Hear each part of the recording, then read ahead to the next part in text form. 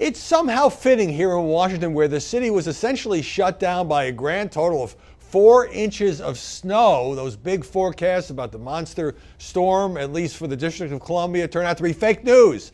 So everybody is staying home except the media and political people who kind of have to be there because this is what we do.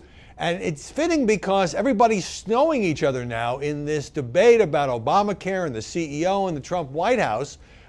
It seems to be a debate in which everybody is trying to discredit everybody else. And this is what we do for entertainment, I guess, when it's snowing, folks, when the kids are home from school and all of that. So, you know, you had a big setback for the administration with the Congressional Budget Office coming out with that report, scoring, as it's known here inside the Beltway, saying that just by next year, 14 million people would be off the insurance rolls if this bill that Paul Ryan and Donald Trump and the GOP are pushing were to take effect. And it turns out, obviously, the government would also save a lot of money because they wouldn't be spending, the taxpayers at least wouldn't be spending as much on these federal subsidies. There would be tax credits, which wouldn't be as generous and all of that. So naturally, the administration doesn't like these numbers. And so you're getting a lot of questions about the credibility of the CBO. Well, they've been wrong before. Well, they don't have a very good track record.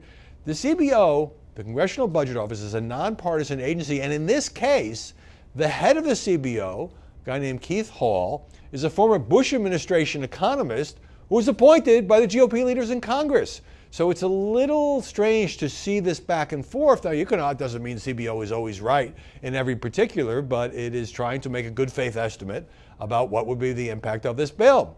And of course, you have Democrats doing their own snow job, saying, you know, thousands of people will die if this bill is passed.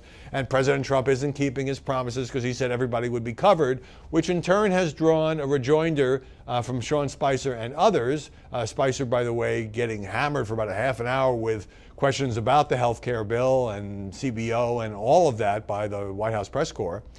They say, well, it's not really fair to say X millions of people would lose insurance because some of them, many of them, we can argue about that, will opt not to have insurance because we're getting rid of the mandate right now. If you basically pay a big penalty if you don't buy insurance.